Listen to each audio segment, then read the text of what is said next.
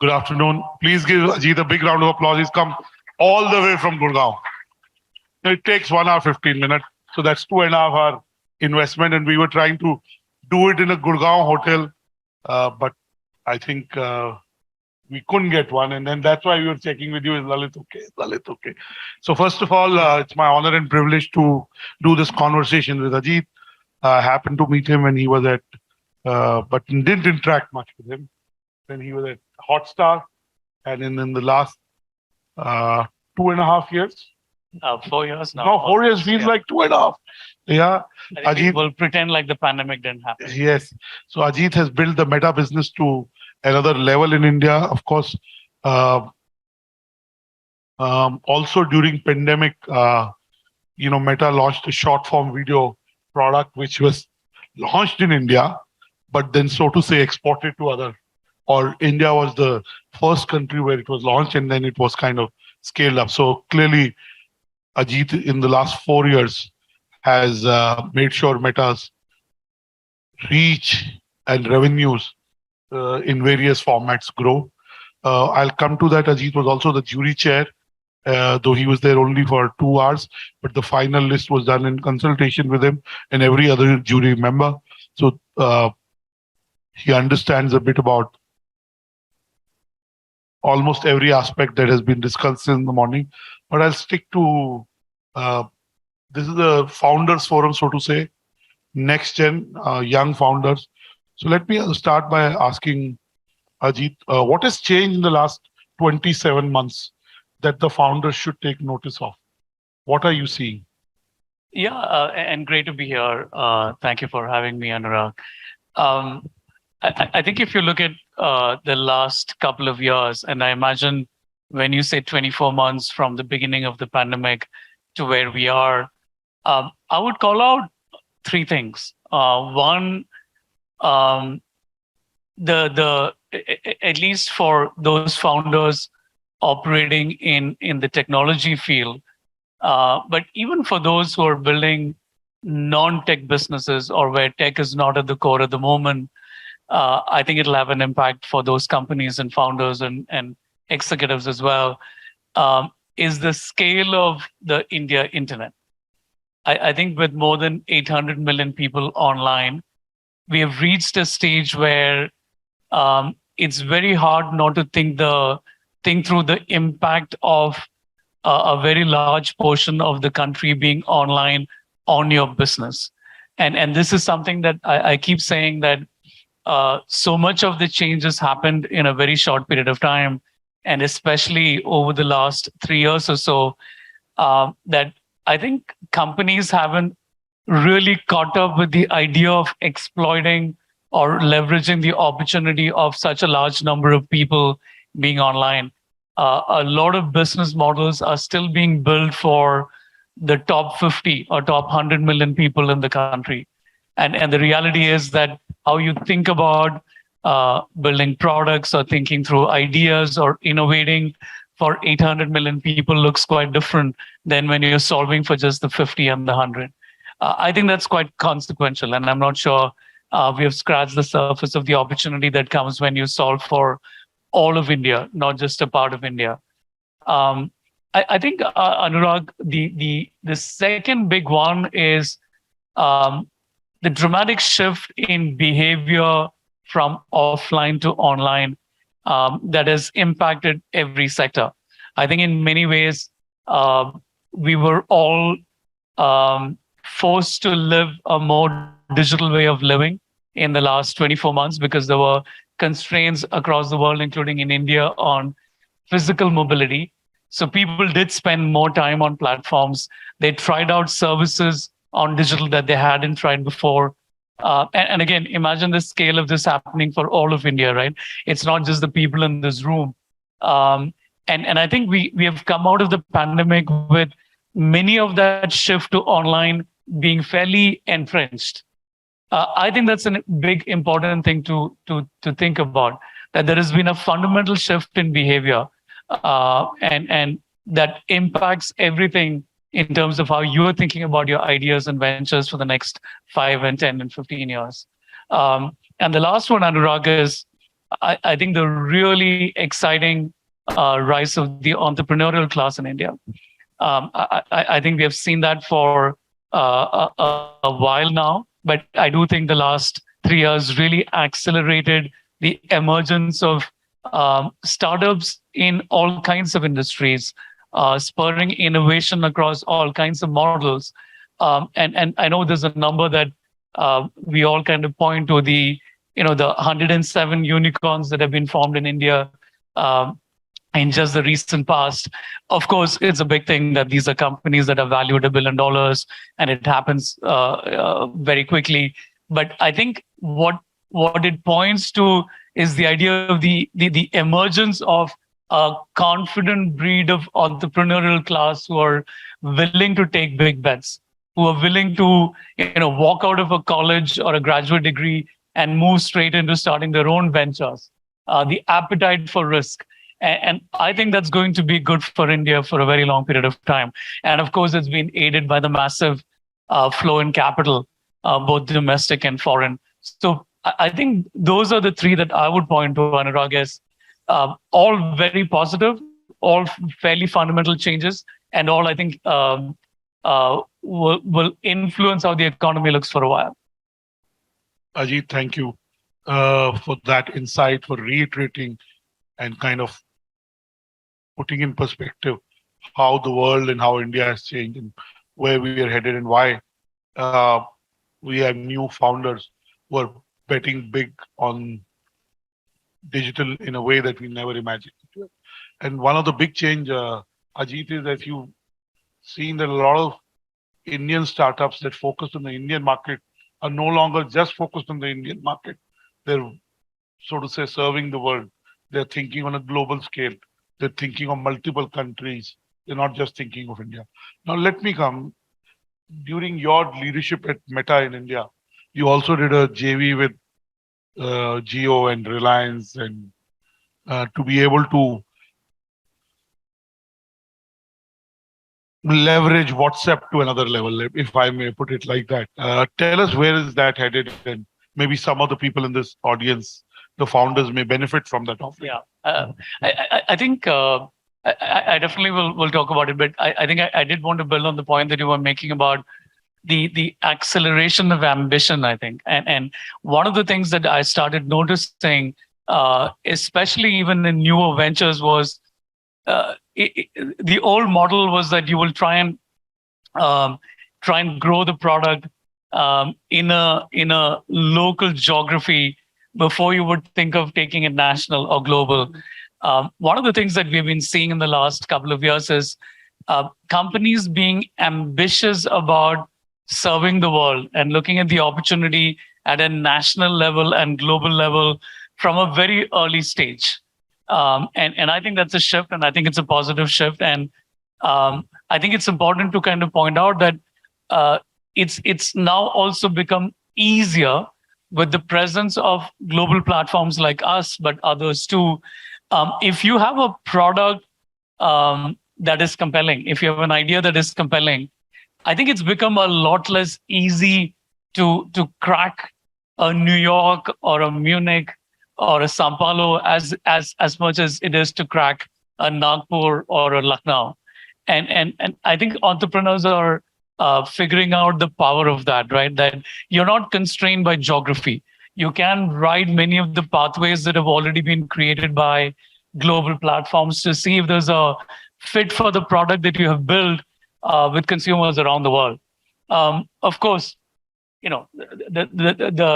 it's not always a linear path, but when the idea is compelling and when the product is compelling, I think the path to sort of global success becomes a lot easier. I think to the question that you asked, Anurag, we made it's not a joint venture. We made an investment in Jio Platforms in April 2022, and one of there were two sort of big ideas behind that investment and the partnership. One was that we genuinely believed that there was alignment in the orientation of the two companies to really looking at the internet as a power for creating opportunities for everyone. And both in my role at Hotstar and here, in Facebook, it was very obvious when Jio launched in 2016 that they did fundamentally change the internet landscape in India.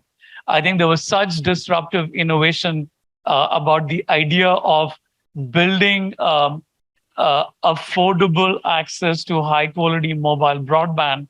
I think it literally became the foundation for both for the other telcos to replicate that model.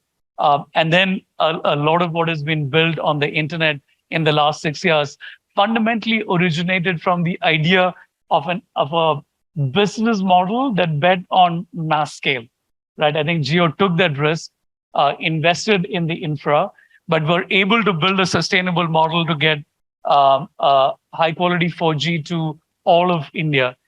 So we thought, that's an idea that Facebook as a company, Meta now, was quite excited by. That for a lot of Facebook's existence, a lot of investment had been made to expand access to the internet.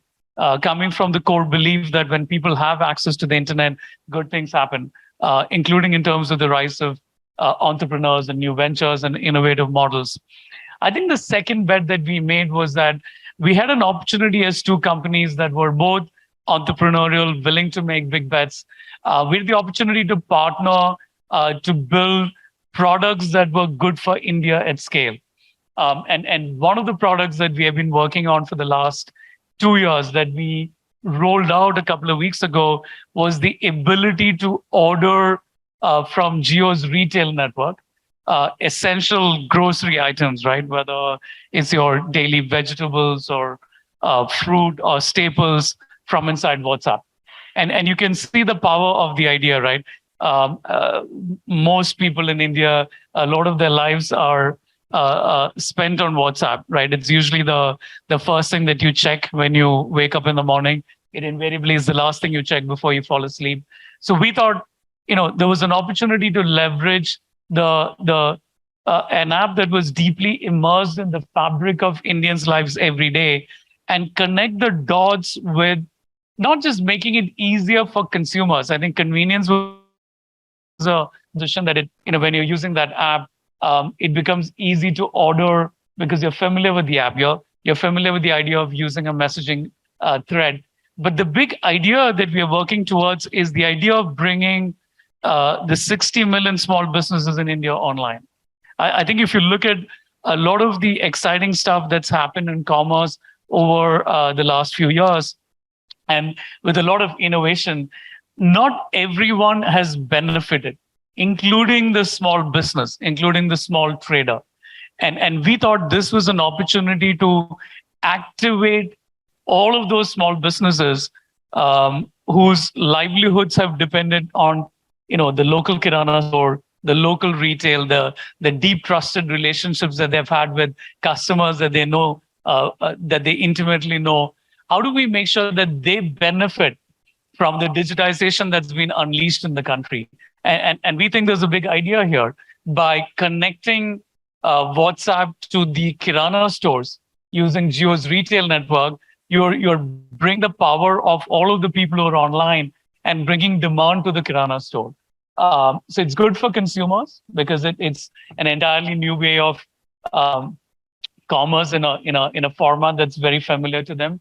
But even better, I think there's a huge opportunity here to transform the lives of the kirana store owner and people who have not really benefited from the big changes that have happened on digital in the last few years. And we really think it can be game changing for both constituencies. Ajit, you've done very well for yourself in your past roles and where you are. I would want to give 27 of the 30 winners are in the room. And they're all successful. They're all built something. I heard some of them in the morning.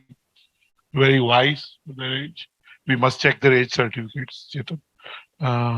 They seem to be much wiser than some of us there What is your advice to them you already talked about the scale, you talked about the ambition, you talked about how the e-commerce buying behavior has permeated all age groups, how it has become uh, important for some categories that it didn't exist.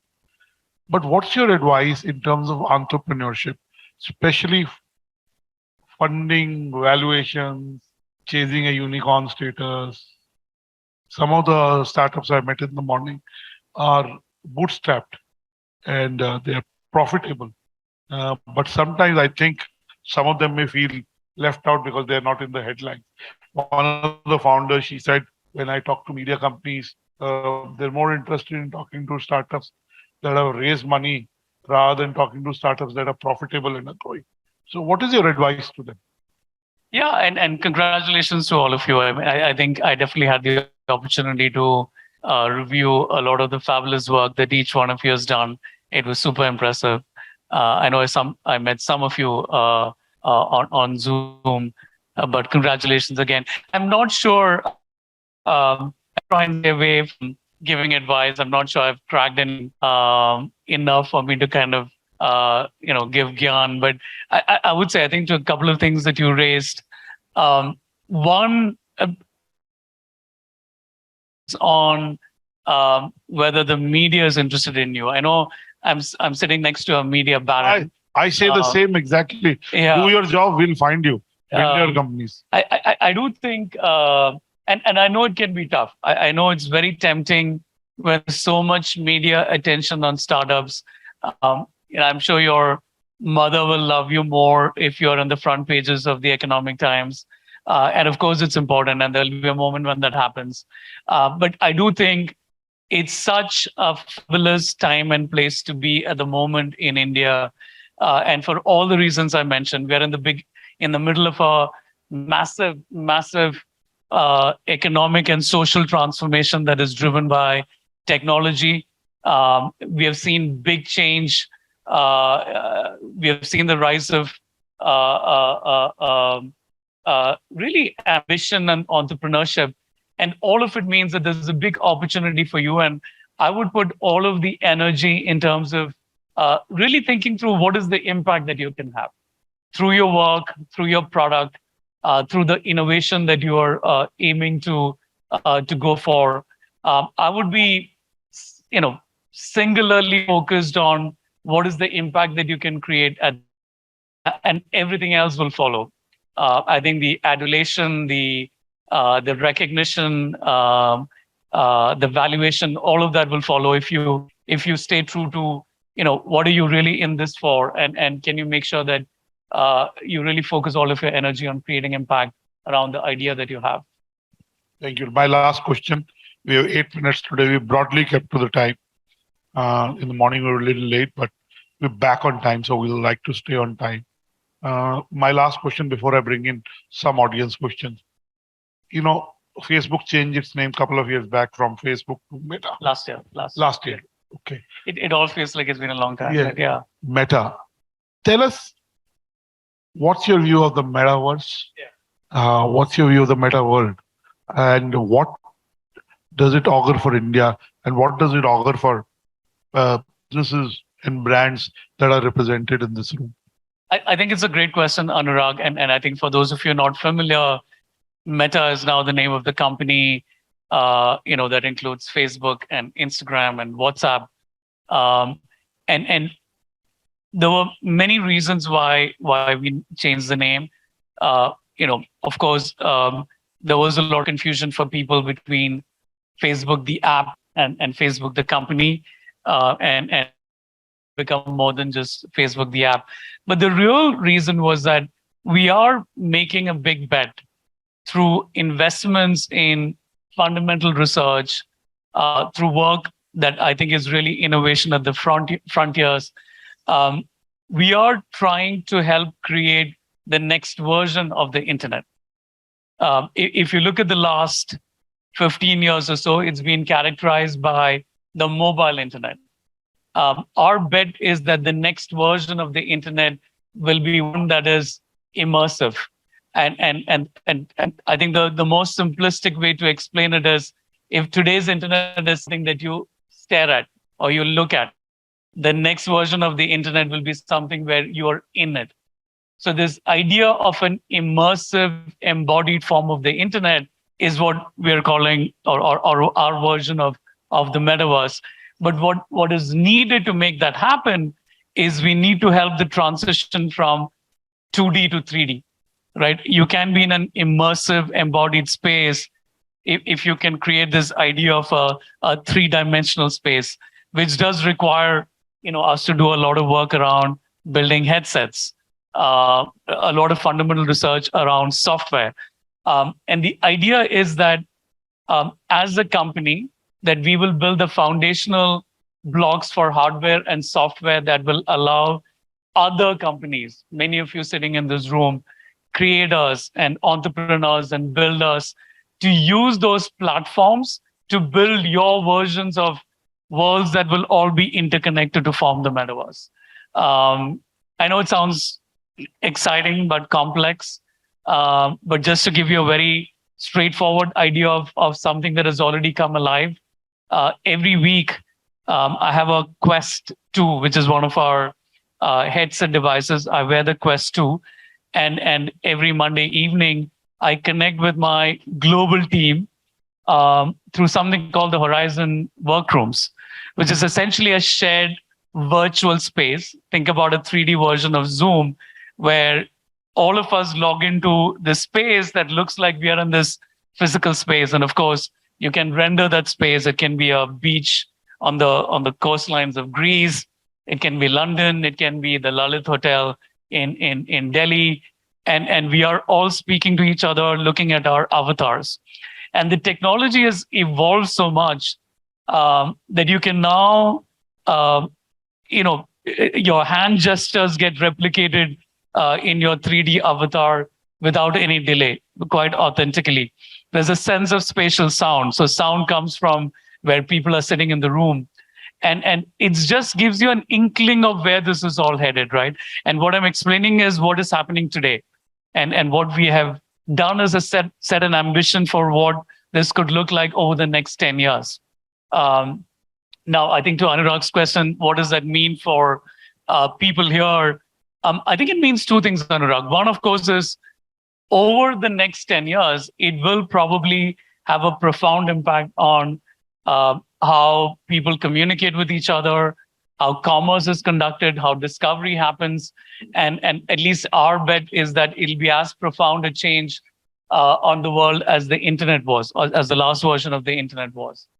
So at some point, this will become material for each one of you.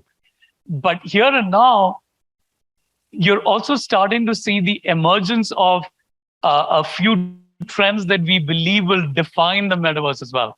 For example, the rise of the creator economy, right? I mean, we have seen Reels on Instagram really blow up in India over the last couple of years. And a lot of it is about creators in small towns who have a point of view, who have something to say, who have an advice to give, who have a dance to dance on a song that is popular, and suddenly they realize that they have a global followership.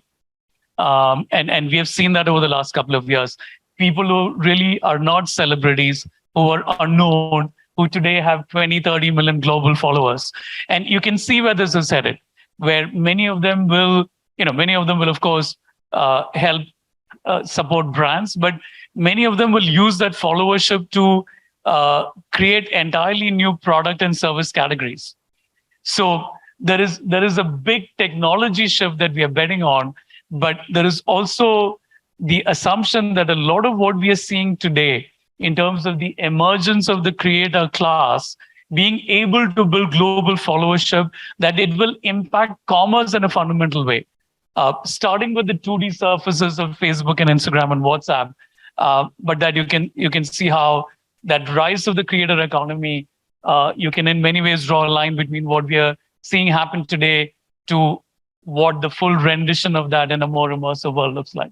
Thank you, Ajit. We have about 2 minutes to go. I can take one or two questions. You have the benefit of having Mr. Ajit Mohan here. If you have a question, you can raise your hand, ask a question. Yes, sir. Get him a mic, please. You're not a loud Punjabi from Delhi. You need a mic. Or are you a loud Punjabi from Delhi? Okay. So give him a mic, please. Hi, Ajit. If you can stand up, it'll be Hello. nice. Give us your name. I know you're in the list, but for everyone. Okay, I'm Danis. I'm building a mobile gaming metaverse.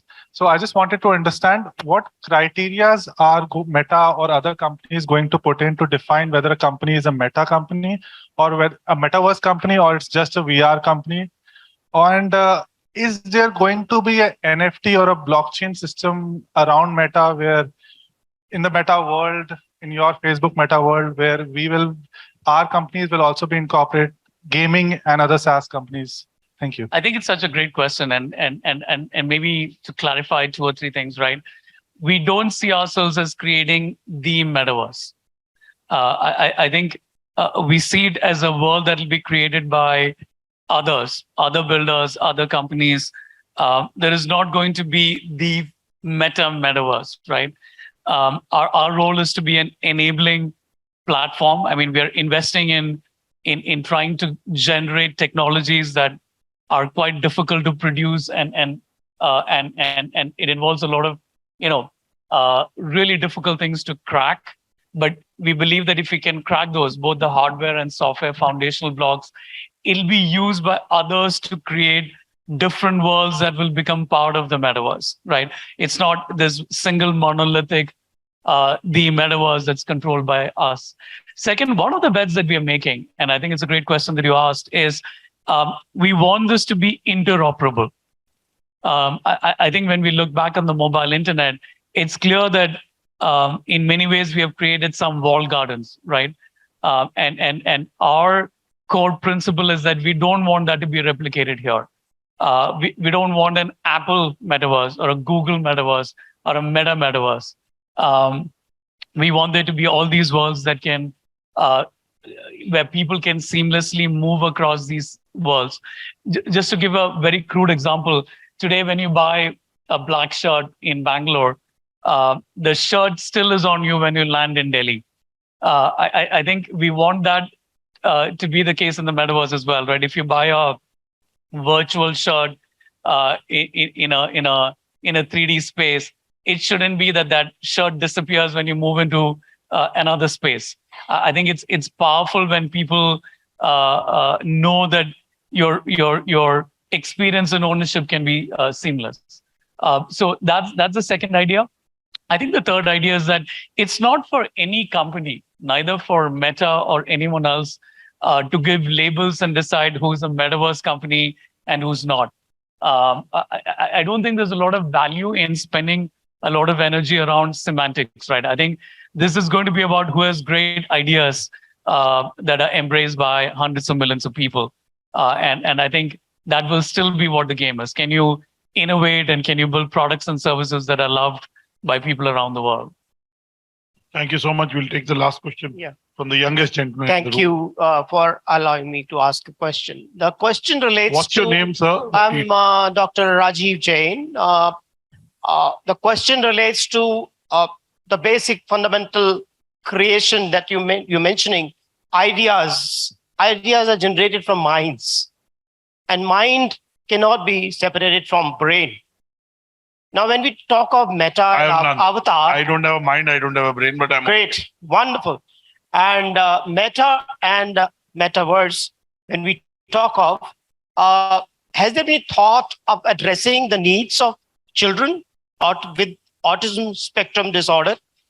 One, and the people who have dementia and Alzheimer to tackle through long periods of their living life. Will Meta help? How Meta will help? And what is the thought of Meta in this area of health technology? I think it's a great question. And I would kind of frame it as, you're saying, how do we build technologies that are relevant for everyone in the world? And how do we make technologies accessible? It's definitely a live conversation in the company. One thought is the idea of how do we make sure that we are learning from everything good that happened and things that we have learned in terms of things that didn't go well in the last version of the internet and embedded in the design of the next version of the internet. But equally, I do think, when you think about these immersive technologies, you can instantly see the power of deployed into multiple sectors, including health, right? I think education is the other obvious one. I mean, for all of us here, and maybe there are people young enough where they may not have learned about the solar system by looking at images on a textbook, but some of us did. Maybe you saw it as a video, but imagine the power of it when you wear a headset or you wear a glasses and it feels like you're in the middle of the solar system. You know that the pace of learning is going to accelerate. So I do think we have barely scratched the surface of the possibility of what an immersive internet can do for people and constituencies. And I think we're at the beginning of it.